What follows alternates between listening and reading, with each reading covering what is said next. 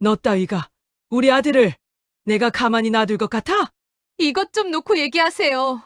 안녕하세요. 저는 72 경기도 용인에서 혼자 살아가는 윤정순이라고 합니다. 오늘 제가 들려드릴 이야기는 제가 가장 아끼고 믿었던 며느리의 머리채를 붙잡았던 일에 대해 얘기하려고 합니다. 정말 꿈에도 몰랐습니다. 평생 사람한테 손찌검 한 번 안 하고 살아온 사람이거든요. 그런데 평생 단 한 번 제 손으로 머리채를 잡고 말았습니다. 본격적인 이야기 시작하기 전에 구독과 좋아요 한 번씩 눌러주시면 정말 큰 힘이 됩니다. 알림 설정까지 해두시면 새로운 사연이 업로드될 때마다 가장 먼저 만나보실 수 있어요. 모두 건강하시고 행복하세요. 아들 하나 키우면서 평생을 살았죠. 남편은 아들이 25되던 해에 세상을 떠났어요. 그때부터 전 아들만 보고 살았어요. 공부 잘하는 아이는 아니었지만 착하고 성실했거든요. 그런 아들이 32의 지혜라는 여자를 데리고 왔을 때 전 정말 기뻤어요. 지혜는 첫인상이 참 좋았어요. 긴 생머리에 조용조용한 성격이었죠. 어머니, 잘 부탁드려요라고 인사하던 그 모습이 아직도 눈에 선해요. 결혼식 날 전 정말 행복했어요. 우리 아들이 드디어 자기 가정을 꾸리는구나. 이제 내 걱정도 덜었구나 싶었죠.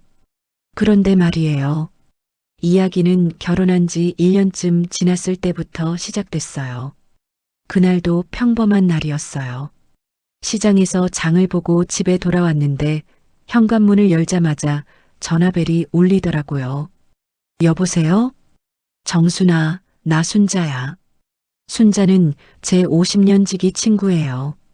젊었을 때부터 같이 김치도 담그고 명절이면 함께 음식 장만도 하던 그런 사이죠. 아이고, 순자야. 여행 잘 다녀왔어? 순자는 며칠 전 부산 쪽으로 여행을 갔었거든요. 딸네 식구들이랑 같이요. 그런데 전화기 너머로 들리는 순자 목소리가 평소와 좀 달랐어요. 뭔가 망설이는 것 같았달까요? 응, 잘 다녀왔어. 근데 말이야. 정순아. 왜? 무슨 일 있어? 아니, 이거 말해야 하나 말아야 하나 고민했는데. 순자는 한참을 머뭇거리더니 조심스럽게 입을 열었어요. 부산 광안리에서 말이야. 내 며느리 본 것 같아. 그 순간 제 손이 멈췄어요. 며느리요? 근데 지혜는 지난주 내내 회사 일이 바쁘다고 했었는데. 우리 지혜? 그럴 리가 없는데. 지혜는 요즘 야근이 많아서 나도 처음엔 그냥 닮은 사람인가 했어. 근데 정순아, 너무 똑같더라고. 얼굴도 그렇고 목소리도. 그리고 뭐보다. 순자가 잠시 말을 멈췄어요. 전 가슴이 두근거리기 시작했어요. 뭐보다 뭐? 남자랑 같이 있었어. 둘이서 술집 같은 데 앉아 있더라고. 그것도 밤 10시가 넘은 시간에. 분위기가. 정순아, 그냥 친구 사이 같지가 않았어. 전기를 의심했어요. 우리 며느리가 외간 남자랑 술을 마셔? 그것도 밤늦게? 순자야, 그게 정말 우리 지혜 맞아? 넌 지혜 얼굴 제대로 본 적도 별로 없잖아. 나도 확신은 못했어. 그래서 가까이 가서 다시 봤거든. 근데 정순아, 순자의 목소리가 더 낮아졌어요. 머리를 싹 잘랐더라. 단발로. 그 말에 전숨이 턱 막히는 것 같았어요. 단발머리? 지혜는 긴 머리를 너무너무 좋아하는 애였어요. 결혼 전부터 지금까지 단 한 번도 어깨보다 짧게 자른 적이 없었죠. 제가 한 번은 요즘 단발도 예쁘던데 한번 잘라볼래? 했더니 지혜가 그러더라고요. 어머니, 저 긴 머리가 너무 좋아요. 절대 안 자를 거예요 라고요. 그런 애가 갑자기 단발을 했다고? 정순아, 내가 잘못 본 걸 수도 있어. 그냥 혹시나 해서 말해주는 거야. 내가 알아서 확인해 봐. 전화를 끊고 나서도 한참을 멍하니 서 있었어요. 아니야, 우리 지혜가 그럴 리 없어. 순자가 잘못 본 거야. 그렇게 스스로를 다독였죠. 하지만 마음 한편이 계속 불편했어요. 그날 밤 잠도 제대로 못 잤어요. 새벽에 일어나서 창문을 열었다 닫았다 하면서 계속 생각했어요. 확인을 해봐야 하나? 아니야, 며느리를 의심하는 건 좋지 않아. 그런데 정말 만약에 순자가 본 게 맞다면? 결국 이틀 뒤 전 아들네 집에 가기로 마음먹었어요. 그냥 자연스럽게 반찬 좀 갖다 준다고요. 준우야, 엄마가 오늘 김치 담갔는데 좀 갖다 줄까? 어머니, 아직 김치 많아요. 그냥 집에서 쉬세요. 아니야, 엄마가 만든 거랑은 맛이 다르잖아. 저녁 때 갈게. 저녁 6시쯤 아들네 집 앞에 도착했어요. 현관문을 열고 들어서는데 거실에서 지혜 목소리가 들렸어요. 어머니, 오셨어요? 그리고 지혜가 현관 쪽으로 걸어 나왔어요. 그 순간이었어요. 제 발이 그 자리에 딱 멈춰버렸어요. 지혜의 머리. 정말로 단발이었어요.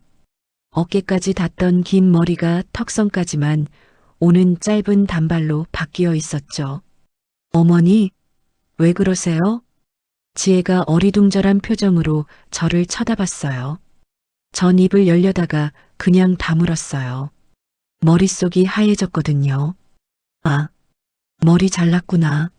네, 요즘 단발이 유행이잖아요. 그래서 싹 잘랐어요. 어때요? 지혜는 웃으면서 머리를 살짝 쓸어 넘겼어요. 근데 그 웃음이 왠지 자연스럽지 않았어요. 어머니, 왜 그렇게 쳐다보세요? 이상해요? 아니야. 예쁘다. 근데 지혜야. 전 최대한 목소리를 가라앉히며 물었어요. 지난주에 혹시 부산 쪽 간 적 있어? 그 순간 지혜의 표정이 살짝 굳어지는 게 보였어요. 찰나였지만 전 놓치지 않았어요. 부산이요? 아니요, 왜요? 아니, 그냥 친구가 거기서 너 닮은 사람 봤다고 해서. 아, 저랑 닮은 분이 있나 봐요. 저 부산 안 갔는데요. 지혜는 다시 환하게 웃었어요. 근데 그 웃음 뒤로 보이는 눈빛이 흔들리고 있었어요. 저녁을 먹는 내내 전 지혜를 관찰했어요. 평소처럼 말하고, 평소처럼 웃고, 평소처럼 행동했어요. 근데 뭔가 달라요. 뭐가 달라진 건지 정확히 말할 순 없지만 분명 뭔가 변했어요. 설거지를 하려는 지혜를 붙잡고 전 조용히 말했어요. 지혜야, 네 어머니. 너도 알겠지만 여자는 조심해야 돼. 특히 남자 관계는.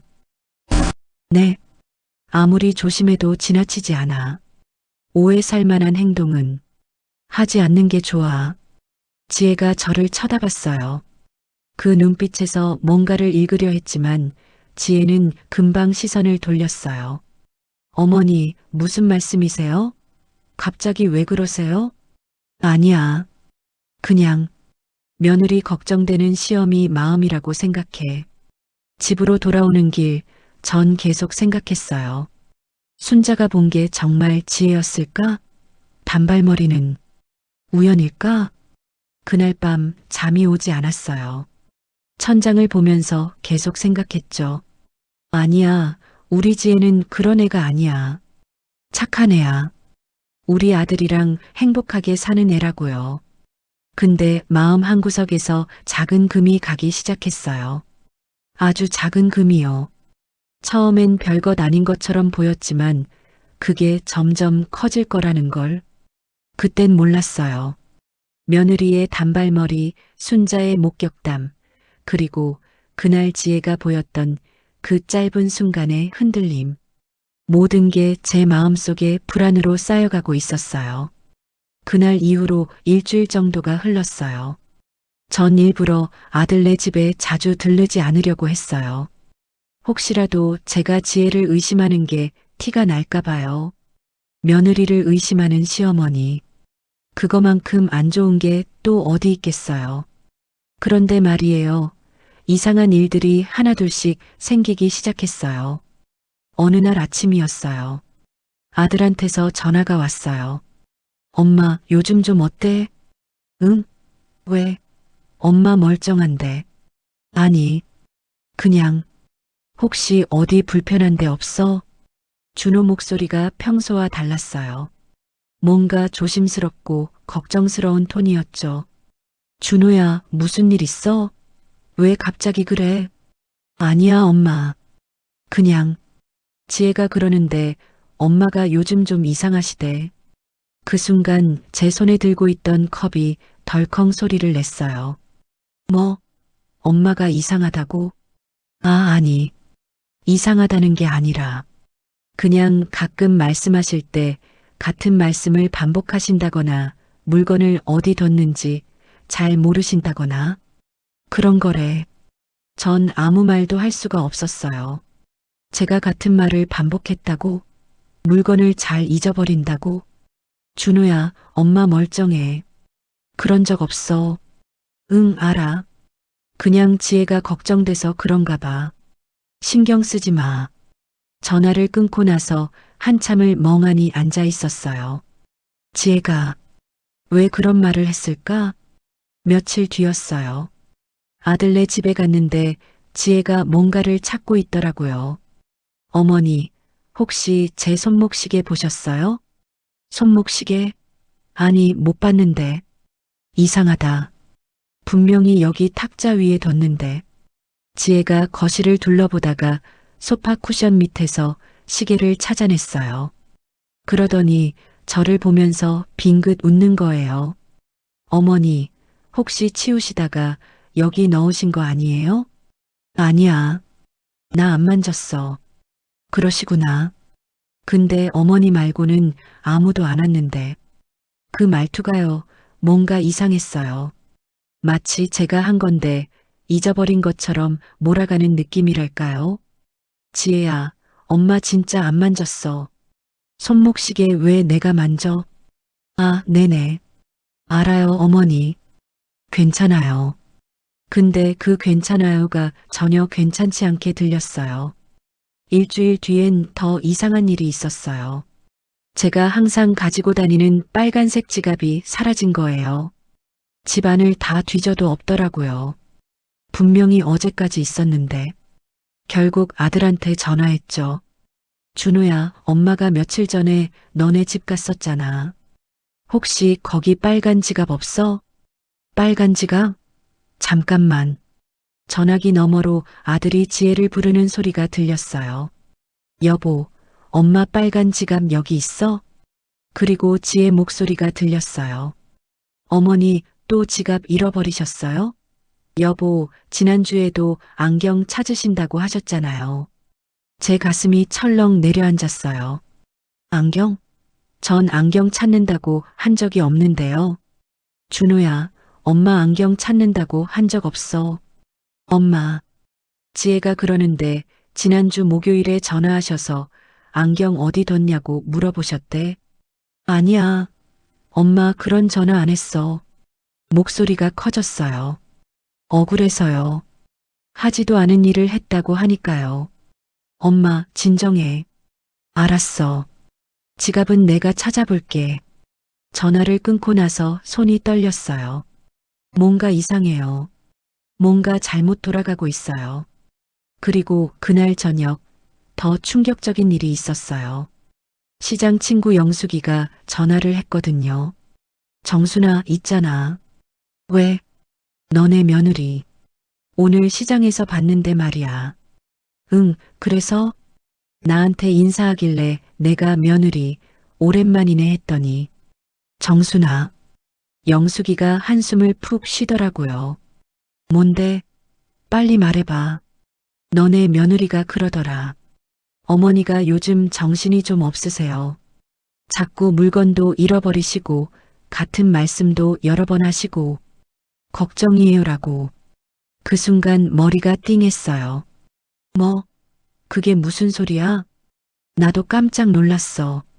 그래서 정순이가 왜 멀쩡한데?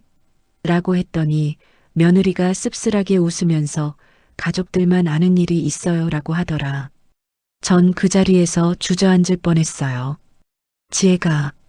우리 지혜가 밖에서까지 그런 소문을 퍼뜨리고 있었던 거예요. 제가 정신이 없다고, 치매 기운이 있다고. 영수가 나 멀쩡해. 정말이야. 나도 알아. 그래서 며느리한테 정순이 멀쩡해. 내가 매일 보는 데라고 했지. 근데 너 조심해. 며느리가 뭔가 이상해. 전화를 끊고 거울을 봤어요. 거울 속에 제 얼굴이 창백했어요. 왜? 지혜가 왜 이러는 걸까? 그때 퍼뜩 깨달았어요. 그날 제가 물어본 거요. 부산 간 적 있냐고. 오해 살 행동하지 말라고. 지혜는 제가 자기를 의심하고 있다는 걸 알아챈 거예요. 그리고 먼저 공격을 시작한 거죠. 저를 이상한 사람으로 만들어버리면 나중에 제가 뭘 말해도 아무도 안 믿을 테니까요. 며칠 뒤 아들이 퇴근하고 저희 집에 들렀어요. 엄마, 요즘 어때? 응, 멀쩡해. 엄마, 혹시 병원 한번 가보는 게 어때? 병원? 무슨 병원? 그냥 건강검진 같은 거. 나이도 있으시니까. 준호가 제 눈을 똑바로 보지 못했어요. 시선을 자꾸 피하더라고요. 준호야, 엄마한테 솔직하게 말해봐. 지혜가 뭐라고 했어? 엄마가 치매 같다고 했지? 준호가 깜짝 놀라며 저를 봤어요. 엄마, 그렇지? 엄마가 정신이 없다고, 자꾸 잊어버린다고, 같은 말 반복한다고 그랬지? 엄마, 진정해. 지혜가 그냥 걱정돼서. 준호야. 전 아들의 손을 꽉 잡았어요. 엄마 정신 멀쩡해. 아무것도 안 잊어버렸고 같은 말도 안 했어. 근데 왜 자꾸 그런 말이 나오는지 알아? 며느리가 일부러 그러는 거야. 엄마, 그게 무슨 말이야? 준호가 소리쳤어요. 제 아들이 저한테 소리를 지른 건 처음이었어요. 지혜가 왜 그래? 엄마를 왜 이상한 사람으로 만들어? 이유가 뭐야? 그건 엄마도 아직. 전 더 이상 말할 수가 없었어요. 순자가 본 장면을, 단발머리를, 그 흔들리던 눈빛을 어떻게 말해요? 아직 확신도 없는데요. 엄마, 지혜는 착한 애야. 엄마를 정말 좋아해. 그런데 왜 그런 말을 해? 이해가 안 돼. 아들이 문을 쾅 닫고 나갔어요. 그날 밤 잠을 잘 수가 없었어요. 창밖을 보면서 생각했어요. 지혜는 제가 진실을 알아챘다는 걸 눈치챘어요. 그리고 저보다 먼저 움직이기 시작한 거예요. 저를 이상한 사람으로 만들어서 나중에 제가 뭘 말해도 믿지 못하게 만들려고요. 영리하네요, 정말. 그리고 무서웠어요. 지혜의 다음 수가 뭘까? 이대로 가면 정말 저를 요양원에라도 보내려는 건 아닐까? 아니야, 그럴 리 없어. 그런데 만약에 그렇다면 핸드폰을 들었어요. 순자에게 전화를 걸었죠. 순자야, 나 정순이야. 왜? 이 밤중에. 순자야, 너 그때 부산에서 본 거 확실해? 정순아, 무슨 일 있어? 응, 큰일 날 것 같아. 아주 큰일. 순자에게 그동안 있었던 일들을 다 말했어요. 손목시계, 지갑, 안경, 그리고 시장에서 퍼뜨린 소문까지. 정순아, 그거 완전히 치매몰이잖아. 치매몰이? 응, 요즘 뉴스에 나오더라. 멀쩡한 노인을 치매 환자로 만들어서 재산을 빼돌리거나 요양원에 보내버리는 거. 정순아, 조심해야 돼. 전화를 끊고 한참을 앉아 있었어요. 치매몰이. 그래요. 지혜는 지금 저한테 치매몰이를 하고 있는 거예요. 그럼 왜 왜 저를 치매 환자로 만들려는 걸까? 그때 또 하나가 떠올랐어요. 지혜가 임신했다는 소식. 한 달 전쯤이었어요. 준호가 전화해서 기쁜 목소리로 말했죠. 엄마, 우리 아기 생겼어. 그때는 정말 기뻤어요. 손주를 보는구나. 그런데 지금 생각해 보니까요. 결혼한 지 1년 만에 임신. 순자가 부산에서 본 게 작년 겨울이었어요. 그리고 지금 지혜 배가 조금씩 나오기 시작했죠. 설마 그 아이가. 안 돼요. 생각하기도 싫어요. 하지만 마음 한구석에서 작은 금이 점점 더 커지고 있었어요. 며느리는 이제 본격적으로 저를 공격하기 시작했어요. 그리고 전 어떻게 막아야 할지 몰랐어요. 증거도 없고 아들은 며느리 편이고 주변 사람들은 벌써 제가 이상하다고 생각하기 시작했으니까요. 그날 밤 처음으로 무서웠어요. 근데 이상하게도 지혜는 그 뒤로 더 친절해졌어요. 어머니, 과일 드세요. 어머니, 제가 발 마사지 해드릴게요. 어머니, 오늘 날씨 좋던데 산책 나가실래요? 처음엔 뭔가 마음을 돌린 건가 싶었어요. 그래, 내가 오해한 걸 수도 있어. 며느리가 진짜 착한 애일 수도 있잖아. 그런데요, 그 친절함 뒤에 숨겨진 눈빛을 전 봤어요. 저를 볼 때마다 뭔가를 계산하는 듯한 그 차가운 시선을요. 어느 날 오후였어요. 지혜가 임신 5개월째라며 배가 제법 불러온 모습으로 저를 보러 왔어요. 같이 차를 마시면서 이런저런 얘기를 나누고 있었죠. 어머니, 태교가 중요하다고 해서 요즘 클래식 음악도 많이 듣고 책도 읽어요. 그래, 그래야지. 우리 손주 똑똑하게 자라야지. 근데 이상한 게 있었어요. 지혜가 자꾸 핸드폰을 신경 쓰는 거예요. 벨소리가 울리면 깜짝깜짝 놀라고 메시지가 오면 얼른 확인하고는 화면을 뒤집어 놓고요. 지혜야, 누구한테 연락 많이 오나 보네? 아, 네. 회사에서요. 출산휴가 들어가기 전이라 인수인계하느라 바빠요. 그런데 그 표정이 뭔가 거짓말하는 사람 같았어요. 눈이 살짝 흔들리고 말끝이 어색하게 올라가고요. 며칠 뒤였어요. 준호가 주말에 회식이 있다고 늦는다고 하더라고요. 전 지혜한테 전화했어요. 지혜야, 준호 오늘 늦지? 엄마가 가서 저녁 같이 먹을까? 어머니, 괜찮아요. 저 피곤해서 일찍 잘게요. 그래. 그럼 내일 점심 때 갈게. 미역국 끓여줄게. 다음 날 점심 무렵 전 아들네 집으로 향했어요. 미역국 끓여주려고 일찍 갔죠. 11시 반쯤 됐을 거예요. 현관문 비밀번호를 누르고 들어가려는데 안에서 지혜 목소리가 들렸어요. 혼자 통화하는 것 같았어요. 응, 알았어. 걱정하지 마. 전 손을 멈췄어요. 뭔가 분위기가 이상했거든요. 지혜 목소리가 너무 다정했어요. 오빠, 나도 보고 싶어. 미치겠어. 오빠? 제 심장이 쿵 하고 내려앉았어요. 당신 걱정하는 거 알아. 근데 진짜 괜찮다니까. 전 현관문을 살짝만 열고 숨을 죽이며 서 있었어요. 응, 맞아. 당신 아이 맞아. 내가 거짓말하겠어? 그 말에 전 온몸에 소름이 돋았어요. 당신 아이라고요? 그럼 준호 아이가 아니란 말인가요? DNA 검사? 그런 거 필요 없어. 나만 믿어. 응? 지혜 목소리가 계속 이어졌어요. 시기? 태교 여행 간다고 했을 때 말이야. 작년 7월 말쯤? 그때 부산에서 당신이랑. 기억나잖아.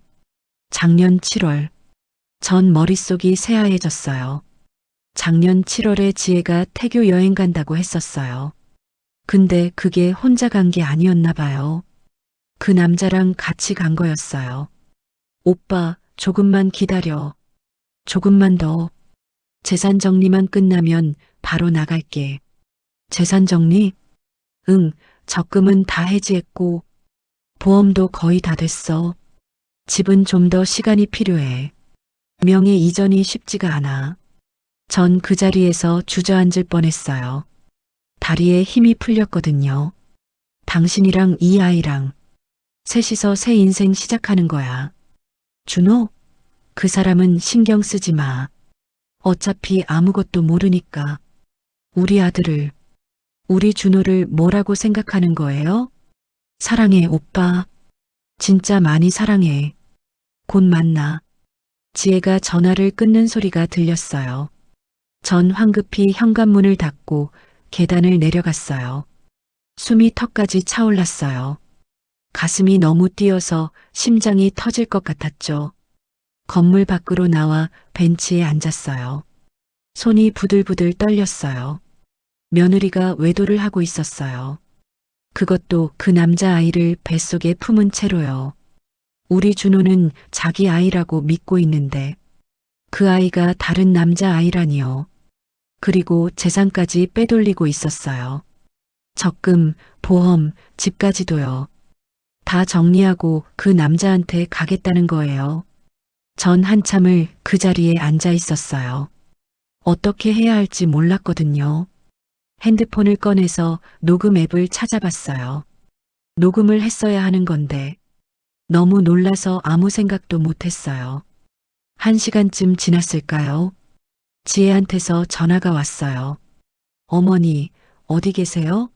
미역국 끓여주신다며 오신다고 하셨잖아요.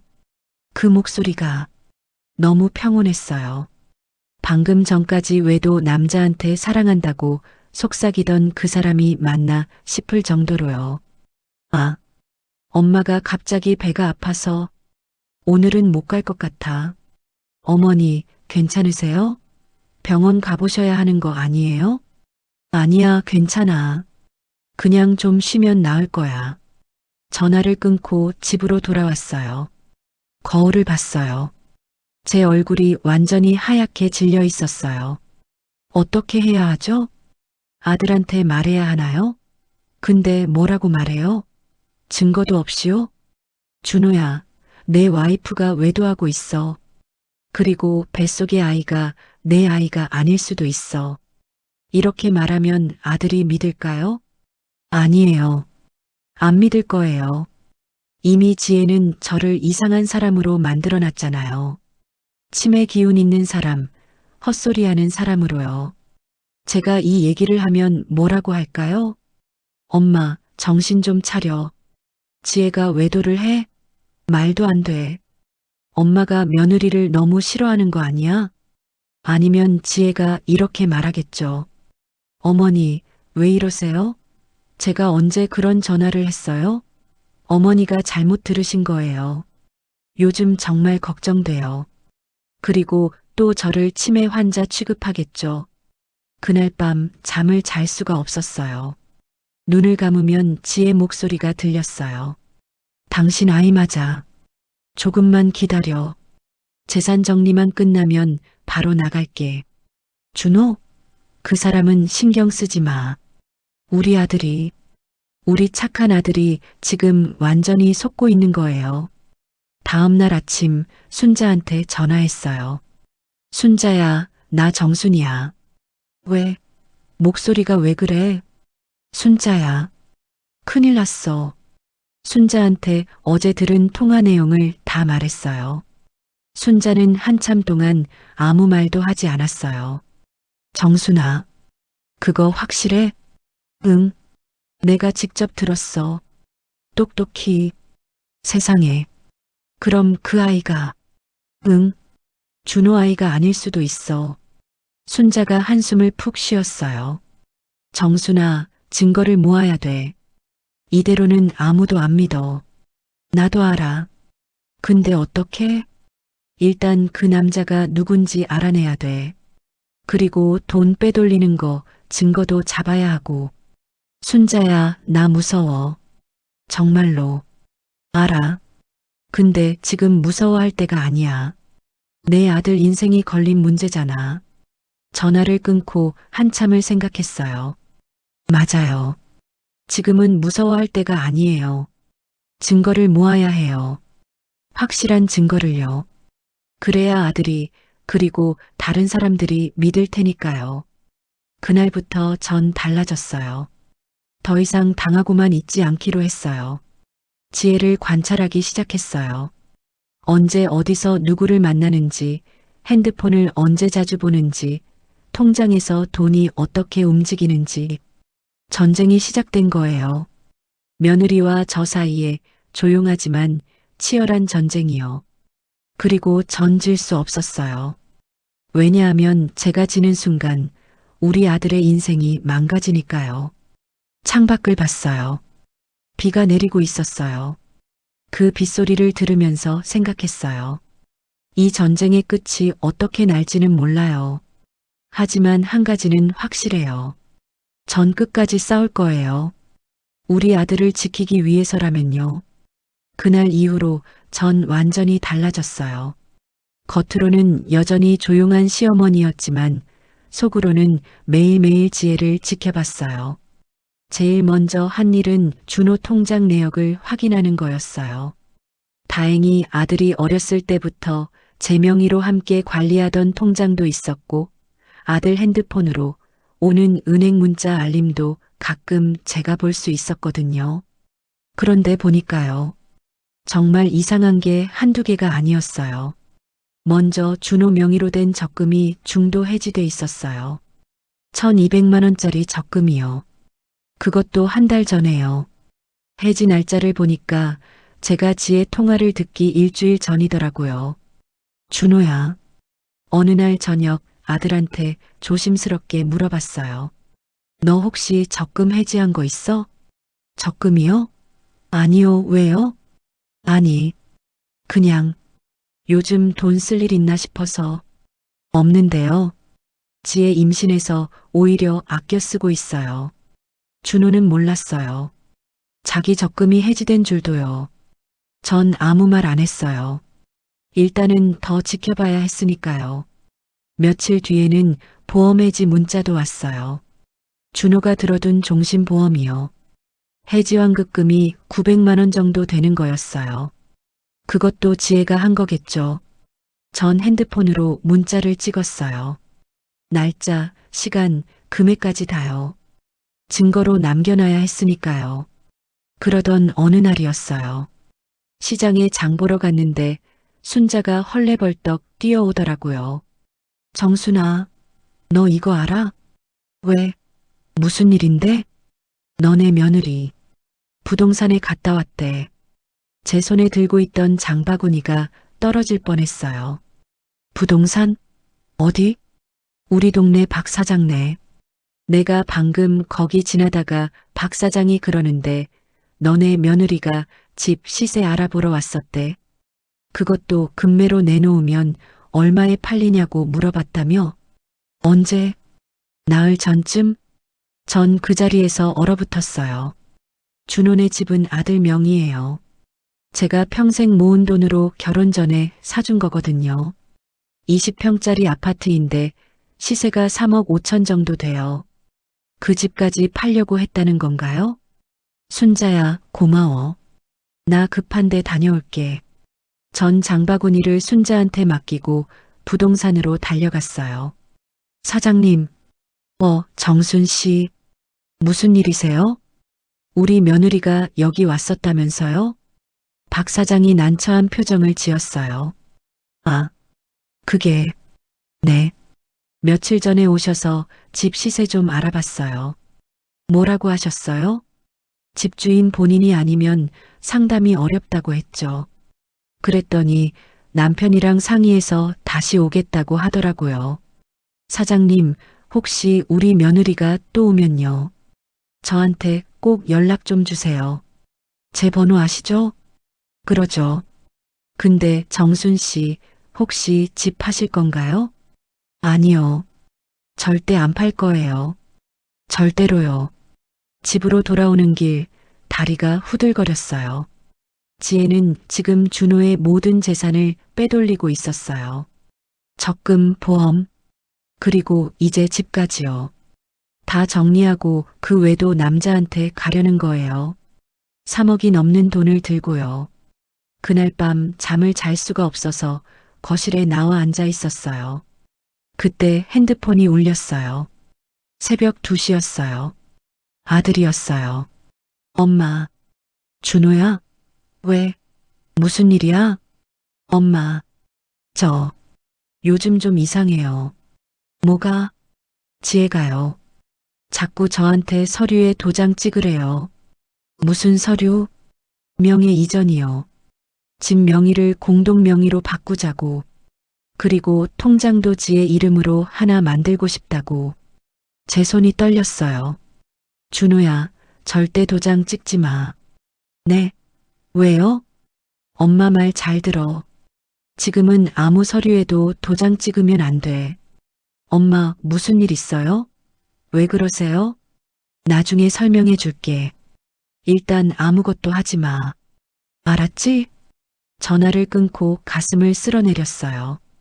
다행이에요. 아직 집 명의는 넘어가지 않았어요. 다음 날 아침, 전 은행에 갔어요. 준호 명의로 된 계좌들을 확인하려고요. 손님, 이 계좌는 한 달 전에 해지됐네요. 이건요? 이것도 보름 전에 해지됐고요. 이 보험은요? 보험도 해지 처리됐습니다. 환급금은 일주일 전에 지급됐고요. 환급금이 어디로 들어갔어요? 그건 제가 알려드릴 수 없는데요. 제가 아들 엄마예요. 아들이 지금 속고 있는 것 같아요. 제발이요. 은행 직원이 난처한 표정으로 저를 보더니 작은 목소리로 말했어요. 다른 계좌로 이체됐네요. 명의자는 김지혜 씨요. 제 눈앞이 캄캄해졌어요. 역시요. 다 지혜 계좌로 넘어간 거예요. 감사합니다. 은행을 나와서 벤치에 앉았어요. 계산을 해봤어요. 적금 1200, 보험 900, 또 다른 적금 800. 합치면 거의 3천만 원이에요. 거기에 집까지 팔면 4억이 넘는 돈이 되는 거예요. 지혜는 그 돈을 들고 외도 남자한테 가려는 거예요. 며칠 뒤였어요. 전 아들네 집에 갔어요. 마침 지혜 혼자 있더라고요. 어머니, 왜 오셨어요? 지혜야, 엄마가 할 말이 있어. 네. 전 며느리 앞에 앉았어요. 그리고 똑바로 눈을 봤어요. 너 뭐 하는 거니? 무슨 말씀이세요? 적금 해지하고, 보험 해지하고, 집까지 팔려고 하고, 다 알고 있어. 지혜의 얼굴이 하얗게 변했어요. 어머니, 그리고 말이야. 전 목소리를 낮췄어요. 너 전화하는 거 들었어. 다른 남자한테. 그 순간 지혜의 눈빛이 완전히 변했어요. 당황한 표정에서 차갑고 날카로운 표정으로요. 얼마나 들으셨어요? 충분히 들었어. 내가 누구 아이를 뱃속에 품고 있는지도. 지혜가 천천히 일어났어요. 어머니, 그거 아무한테도 말하면 안 돼요. 왜? 우리 아들한테도? 어머니가 말해봤자 아무도 안 믿어요. 지혜가 차갑게 웃었어요. 이미 가족들과 주변 모두 어머니가 치매 걸렸다고 생각하는데요. 제가 얼마나 공들여서 만들어놨는데. 너, 정말, 어머니, 이제 와서 방해하지 마세요. 어차피 다 끝나가요. 조금만 더 있으면 전 여기서 나갈 거예요. 우리 아들은? 우리 준호는 어떻게 되는데? 그 사람, 혼자 잘 살겠죠. 어머니랑 둘이서 전 며느리의 뺨을 때릴 뻔했어요. 하지만 참았어요. 지혜야. 뭐요? 마지막으로 경고할게. 그만둬. 지금이라도 그만두면 덮어줄게. 웃기시네요. 어머니가 뭘 덮어줘요? 증거라도 있어요? 없죠? 당연히 없죠. 어머니 혼자 착각하시는 거예요. 어머니, 요즘 정말 많이 이상하세요. 지혜가 핸드폰을 꺼내 들었어요. 지금 준호한테 전화해서 어머니 데리러 오라고 할까요? 어머니가 또 이상한 소리 하신다고? 전 아무 말도 할 수 없었어요. 집으로 돌아오는 길 눈물이 났어요. 분했어요. 너무 분했어요. 증거가 없다는 게, 아무도 제 말을 안 믿는다는 게, 며느리가 저를 비웃는다는 게, 다 분하고 억울했어요. 그날 밤 순자한테 전화했어요. 순자야, 나 어떡하면 좋아? 정순아, 울지 마. 방법이 있을 거야. 무슨 방법? 증거도 없는데. 있잖아, 정순아. 내 생일 다음 달이지? 응. 생일잔치 해. 크게. 생일잔치를 왜? 가족들 다 모아. 친척들도 다 부르고. 나도 부르고 그리고 그날. 다 밝혀. 순자야, 그게 무슨. 지금까지 모은 증거 있잖아. 문자 내역, 통장 거래 내역, 부동산 간 것. 다 준비해. 그리고 내가 부산에서 본 것도 증언할게. 하지만 정순아, 사람들 앞에서 밝혀야 돼. 그래야 며느리가 발뺌 못해. 그리고 내 아들도 진실을 알아야 하잖아. 전화를 끊고 한참을 생각했어요. 맞아요. 이제는 밝혀야 할 때예요. 더 이상 미룰 수 없어요. 다음 날 준호한테 전화했어요. 준호야, 엄마 다음 달에 생일이잖아. 네, 알아요. 이번엔 좀 크게 하고 싶어. 친척들도 다 부르고. 엄마, 갑자기 왜요? 내가 몸이 예전보다 아픈 것 같아서. 그럴 때는 많은 사람들 불러서 잔치하면 더 오래 산다고 하더라. 가족들을 안 본 지도 오래됐고 괜히 더 보고 싶고 그렇네. 알았어요, 엄마. 제가 준비할게요. 전화를 끊고 달력을 봤어요. 한 달 뒤면 모든 게 밝혀질 거예요. 지혜가 한 일 외도 재산 빼돌린 것, 그리고 뱃속 아이의 진짜 아버지까지도요. 창밖을 봤어요. 해가 지고 있었어요. 마지막 전쟁이 시작되는 거예요. 그리고 이번엔 제가 이길 거예요. 반드시요. 한 달이 참 빠르게 지나갔어요. 그 한 달 동안 전 정말 많은 준비를 했어요. 은행 거래 내역을 다시 정리하고 문자 내역을 모두 출력했어요. 부동산 박 사장한테는 증언을 부탁했고요. 순자는 부산에서 목격한 장면을 어떻게 말할지 저랑 여러 번 연습했어요. 그리고 가장 중요한 거요. 전 작은 녹음기를 하나 샀어요. 혹시 모르니까요. 생일 이틀 전이었어요. 지혜가 전화를 했어요. 어머니, 생일상 준비 제가 할게요. 아니야, 괜찮아. 엄마가 할게. 어머니, 제가 임신했어도 이 정도는 할 수 있어요. 어머니 편히 쉬세요. 목소리는 다정했지만 전 알 수 있었어요. 지혜가 뭔가 계획하고 있다는 걸요. 그래, 그럼 고맙다. 어머니, 그리고요. 생일날 제가 가족들한테 말씀드릴 게 있어요. 무슨 얘기? 어머니 건강에 관한 얘긴데. 그날 다 같이 얘기하는 게 좋을 것 같아요. 전화를 끊고 나서 가슴이 철렁했어요. 역시요. 지혜는 그날 저를 완전히 치매 환자로 만들 계획인 거예요. 순자한테 바로 전화했어요. 순자야, 지혜가 생일날 뭔가 할 것 같아. 예상했던 거잖아. 우리도 준비됐으니까 걱정 마. 생일 전날 밤 잠을 잘 수가 없었어요. 내일이면 모든 게 밝혀지는 거예요. 우리 아들이 받을 충격을 생각하면 가슴이 아팠어요. 하지만 어쩔 수 없었어요. 진실을 알아야 했으니까요. 그리고 드디어 생일 당일이 됐어요. 오후 5시부터 사람들이 하나둘씩 모이기 시작했어요. 준호 친구들, 제 친척들, 동네 이웃들.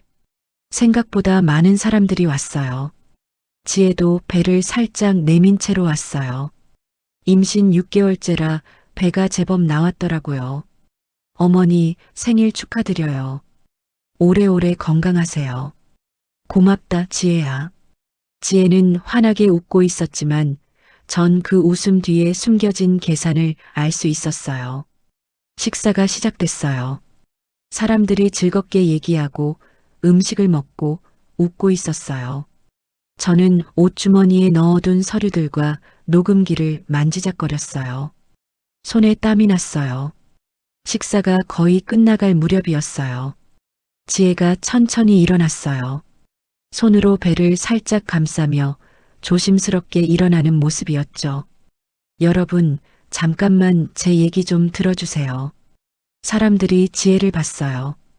다들 임신한 며느리가 무슨 말을 하려나 궁금한 눈빛이었어요. 오늘 어머니 생신을 맞아서요. 제가 중요한 말씀을 드리려고 해요. 제 심장이 빠르게 뛰기 시작했어요. 사실은요. 오늘 이 생일 잔치는 며칠 전부터 어머니가 건강이 많이 안 좋으셔서 마련한 자리예요. 뭐? 친척 중 하나가 놀라며 물었어요. 어머니가 편찮으시다고? 네. 사실 말씀드리기가 참 조심스러운데요. 지혜가 눈시울을 붉히며 말했어요. 연기하는 거였죠. 어머니가 요즘 많이 힘들어 하세요. 건강도 건강이지만 치매 초기 증상이 있으셔서요. 거실이 조용해졌어요. 치매라고? 네. 저희도 처음엔 몰랐어요. 근데 자꾸 같은 말씀을 반복하시고 물건을 잃어버리시고 지혜는 속으로 생각했겠죠. 이제 어머니가 아무리 진실을 얘기해도 치매 환자 말을 믿어주는 이는 없어. 그래서 병원도 가보시라고 여러 번 말씀드렸는데 어머니가 계속 거부하세요. 사람들이 저를 보기 시작했어요. 동정 어린 시선들이었어요. 어머니께서 맑은 정신이실 때 마지막으로 가족들을 보고 싶으셔서 생일에 모두 불러서 같이 시간을 보내고 싶으시다고 하셨어요. 지혜야. 제가 끼어들려고 했지만 지혜가 계속 말했어요. 며칠 전에는 냄비를 불에 올려놓고 잊어버리셔서 집에 연기가 가득 찼어요. 다행히 제가 있어서 큰 사고는 안 났지만 그런 적 없어. 제가 소리쳤어요. 어머니, 진정하세요. 기억 안 나시는 거예요. 지혜가 부드럽게 말했어요. 그리고 얼마 전에는 은행 카드를 잃어버리셨다고 하셔서 찾아드렸는데 알고 보니 냉장고에 넣어두셨더라고요. 난 그런 적 없다고. 어머니, 지금도 흥분하시잖아요. 이런 증상도 치매 초기에 나타난대요. 사람들이 수군거리기 시작했어요. 그러게. 정순 씨가 요즘 좀 이상하다더니 나이가 있으시니까. 불쌍하게. 준호가 제 손을 잡았어요.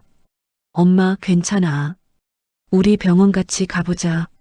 준호야, 엄마 정말 멀쩡해. 지혜가 거짓말하는 거야. 그때 지혜가 한숨을 쉬며 말했어요. 저희도 어머니를 계속 모시고 싶지만 전문가들이 계신 요양시설에서 치료받으시는 게 어머니한테도 좋을 것 같아요. 뭐라고? 제 목소리가 떨렸어요. 여보, 우리 어머니를 요양원에 보내자고 상의했었어요. 집에서 돌보기엔 제가 임신 중이라 힘들기도 하고. 난 안 가. 절대 안 가. 안 돼요.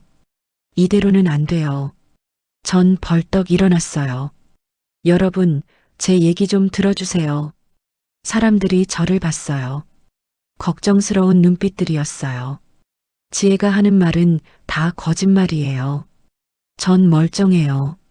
지혜가 저를 이렇게 만들고 있는 거예요. 엄마.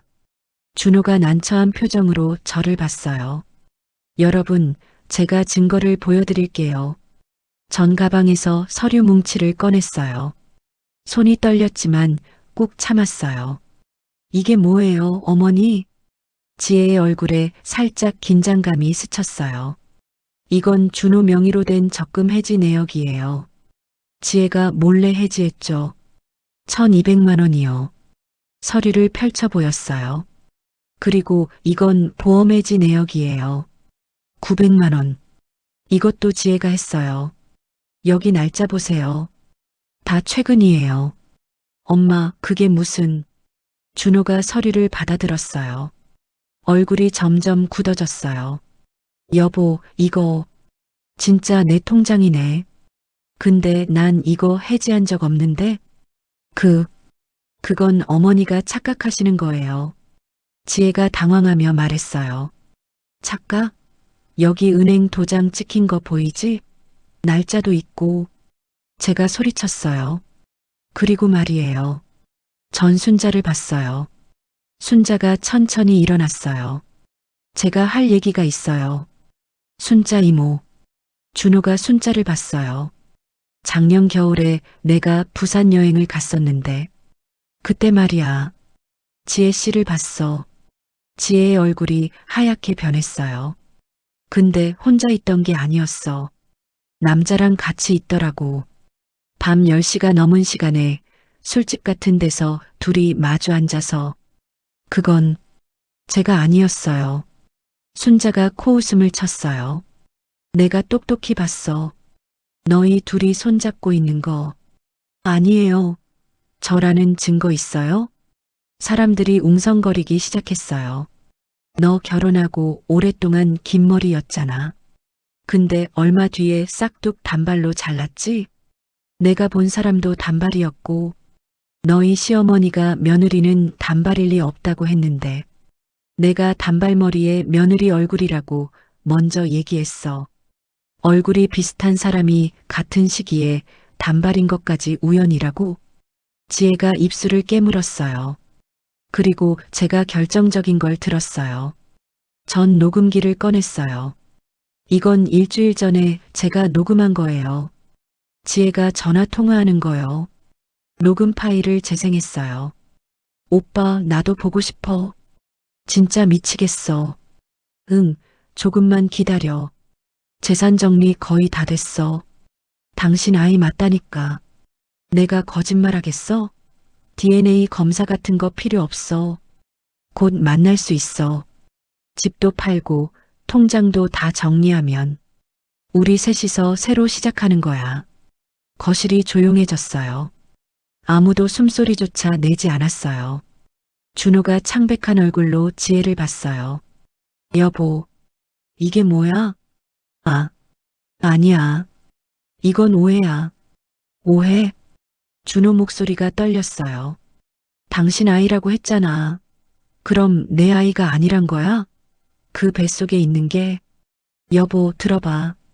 그건, 뭘 들어? 뭘 더 들으라고. 준호가 소리쳤어요. 여보, 진정해. 지혜가 준호한테 다가가려고 했어요. 다가오지 마. 준호가 뒤로 물러났어요. 내가 널 얼마나 믿었는데. 내가 엄마까지 의심하면서 널 편들었는데. 여보, 정말 오해야. 그냥 친한 선배고. 선배? 준호가 비웃었어요. 선배한테 오빠라고 불러? 보고 싶다고 해? 당신 아이라고 해? 그건, 그리고 내 돈을 빼돌린 거야? 적금, 보험. 다? 지혜가 대답하지 못했어요. 대답해. 내 돈으로 그 남자한테 가려고 했던 거야? 그리고 이 아이도. 준호가 지혜의 배를 보며 말했어요. 내 아이가 아니야? 여보. 대답 못하는 게 대답이네. 준호가 주먹을 쥐었어요. 온몸이 떨리고 있었어요. 그때였어요. 지혜의 표정이 변했어요. 당황하던 얼굴에서 갑자기 차갑고 냉소적인 표정으로요. 좋아. 알고 싶어? 진실을? 뭐? 맞아. 다 맞아. 지혜가 웃었어요. 비웃듯이요. 외도도 맞고 돈 빼돌린 것도 맞고 이 아이도 당신 아이 아니야. 사람들이 숨을 죽였어요. 넌. 준호가 말을 잇지 못했어요. 내가 왜 여기 있었겠어? 당신이 좋아서?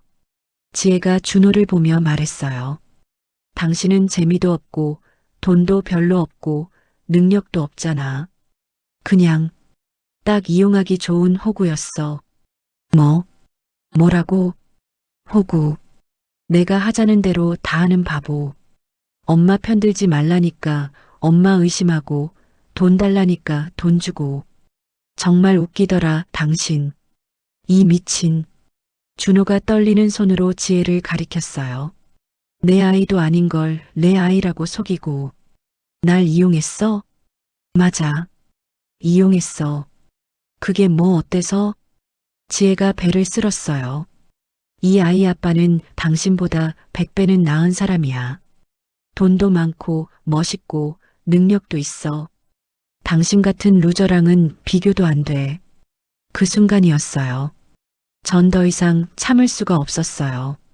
재산을 빼돌린 것도, 외도한 것도, 저를 치매 환자로 만든 것도 다 참을 수 있었어요. 하지만 우리 아들을 모욕하는 건, 우리 준호를 그렇게 짓밟는 건 절대 참을 수 없었어요. 감히 전지혜에게 다가갔어요. 감히 우리 아들한테 그런 말을. 어머니, 뭐 하시게요? 지혜가 비웃으며 말했어요. 사실이잖아요. 당신 아들 루저 맞잖아요. 아무것도 못하는 무능력한. 그 순간 전지혜의 머리채를 움켜잡았어요. 단발로 자른 머리카락을 힘껏 쥐었어요. 아! 지혜가 비명을 질렀어요. 우리 아들이 얼마나 착한 앤데, 얼마나 성실한 앤데, 전 평생 누구를 때려본 적도, 싸워본 적도 없는 사람이에요. 근데 그날만큼은 정말 참을 수가 없었어요. 내가 뭔데 우리 아들을 그렇게 말해. 내가 뭔데. 어머니, 놓으세요. 아파요. 아파? 우리 아들 마음이 얼마나 아픈지 알아? 전지혜의 머리채를 놓지 않았어요. 너 같은 애한테 속아서, 이용당해서 우리 아들이 얼마나 힘들었을지 알아? 정순 씨, 순자가 달려왔어요. 놓아, 정순아. 놓으라고. 안 나. 이 애가 사과할 때까지 안 나. 어머니, 놓으세요. 임신부예요. 누군가 소리쳤어요. 임신부는 무슨, 남의 아이를 제 배에 품고 우리 아들 속인 년이. 사람들이 저를 떼어내려고 했어요. 어머니, 준호가 달려와서 저를 안았어요. 엄마, 그만해요. 엄마, 준호야. 전 아들을 보며 울었어요. 엄마가 널 지켜주지 못해서 미안해. 엄마, 아니에요. 엄마 잘못 없어요. 준호가 저를 꼭 안아줬어요. 지혜는 바닥에 주저앉아서 머리를 감싸고 있었어요. 울고 있었지만 아무도 그를 동정하지 않았어요. 나가. 준호가 차가운 목소리로 말했어요. 뭐? 당장 나가. 다시는 내 앞에 나타나지 마. 여보라고 부르지 마. 역겹거든. 준호의 목소리는 떨렸지만 단호했어요. 이혼 서류 내일 보낼 거야. 도장 찍어. 그리고 빼돌린 돈 다 돌려놔. 알았어요. 그날 이후로 모든 게 정리됐어요. 지혜는 빼돌린 돈을 돌려줬어요. 집 명의는 다행히 아직 안 넘어간 상태였고요. 이혼도 깔끔하게 됐어요. 같이 도망간다던 아이 아빠는 책임을 회피한 채 떠나버렸는지 며느리 옆은 항상 비어 있었고, 나중에는 아이의 아빠가 아들이라고까지 하기에 DNA 검사를 요구했지만 아이는 역시 준호 아이가 아니었고요. 준호는 한동안 많이 힘들어했어요. 믿었던 사람한테 배신당한 상처가 컸으니까요.